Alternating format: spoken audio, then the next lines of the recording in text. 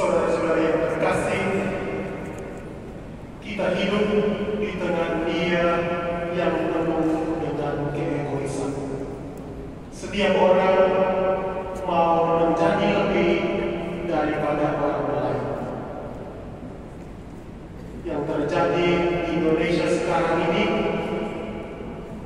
banyak wakil rakyat yang sombong dan angkuh dan tidak mau mendengarkan keluhan rakyat. Makanya beberapa hari terakhir terjadi kekacauan. Sekaligus sangat disayangkan bahwa kekacauan dalam bentuk apapun tidak diperkenankan.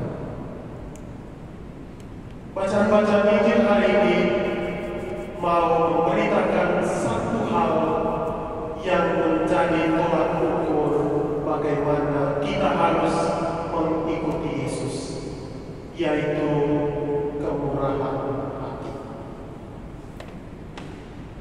Mengenai kemurahan hati, saya ingat dengan baik waktu saya masih frater, kemudian bersama beberapa umat menuju ke Cina daratan. Lalu dalam perjalanan saya lihat satu orang tua umat, pakaiannya sangat sederhana, namun di tangannya ada tas merah seperti tas plastik yang kita bawa ke pasar. Lalu saya mencoba untuk mengatakan kepada orang tua tersebut, bisakah plastik ini saya bawa? Lalu dalam perjalanan saya merasa plastik ini sangat berat. Lalu dalam hati saya, apa sebenarnya di dalam plastik ini? Ketika sampai di sini sudah melewati imigrasi, saya lihat dalam tas plastik itu begitu banyak uang, 100 yuan dengan tumpukan yang paling banyak.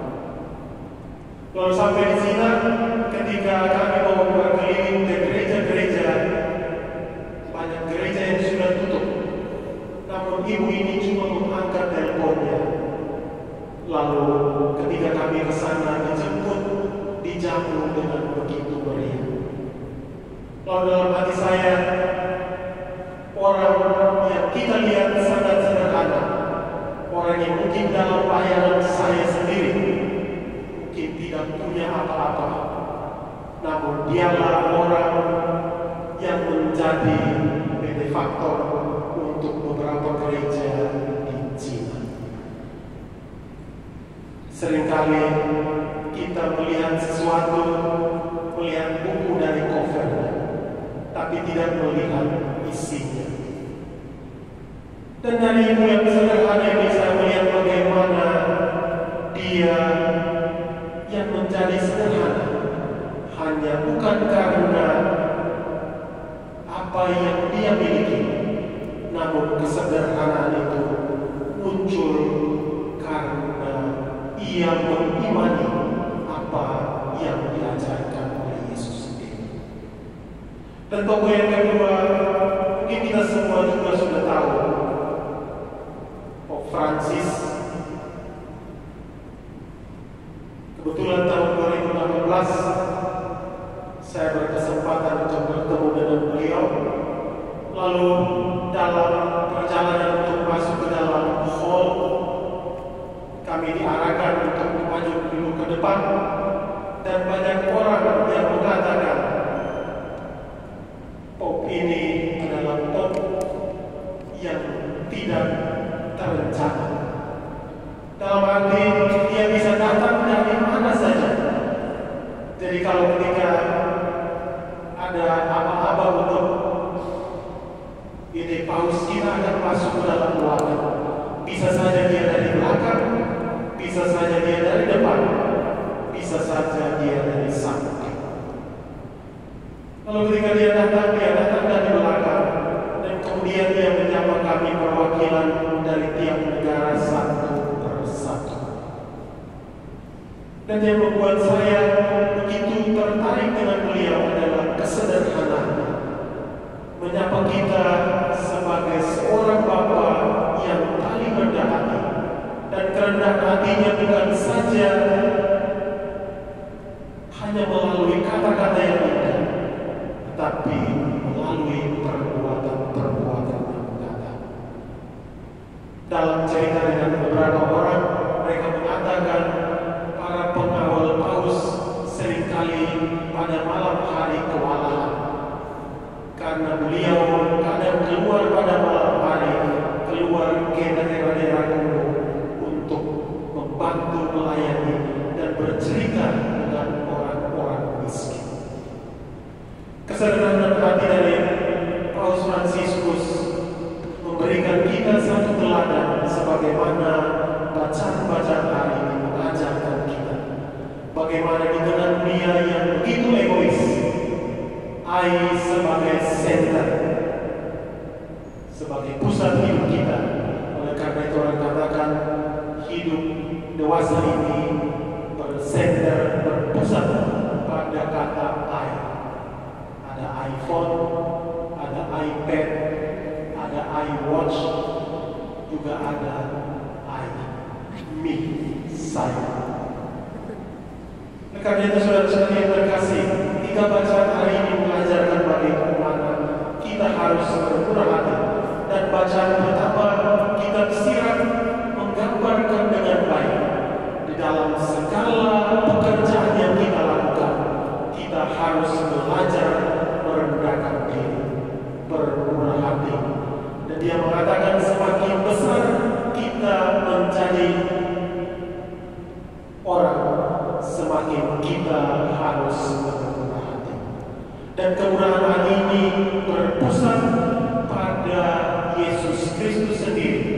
Dia yang adalah Tuhan, rela menjadi sama seperti manusia, merasakan bagaimana pergumulan dan segala persoalan yang dihadapi manusia. Ia yang adalah Tuhan, rela wafat di kayu salib untuk menebus dosa-dosa kita. Dan dalam bacaan Injil hari ini, Yesus mengatakan bahwa siapa yang meninggikan diri akan direndahkan, dan barang siapa saja yang merendahkan diri, ia akan ditinggikan. Yesus dalam Injil hari ini memberikan satu wejangan untuk 2 orang berbeda. Wejangan pertama untuk mereka yang diundang ke perjamuan pesta. Kalau dalam kebiasaan atau tradisi orang Yahudi, ketika mereka mengadakan perjamuan pesta, tempat duduk dibuat dalam lingkaran dan di tengah-tengahnya adalah tuan pesta. Di sebelah kiri dan kanan adalah orang-orang penting yang diundang oleh tuannya. Semakin kita dekat dengan tuan pesta, maka kita mempunyai posisi yang lebih tinggi. Semakin jauh dengan tuan pesta, maka kita adalah undangan biasa. Oleh karena itu ketika Yesus menghadiri undangan pesta ini, dia melihat orang-orang mau mencari tempat yang paling utama. Ini sebenarnya berseberangan dengan etiket dalam mengikuti suatu acara. Karena itu Yesus mengatakan, ketika kamu diundang ke perjamuan pesta, duduklah di tempat yang paling rendah. Maka kemudian tuan pesta akan mengundang kamu untuk duduk di tempat yang paling tinggi.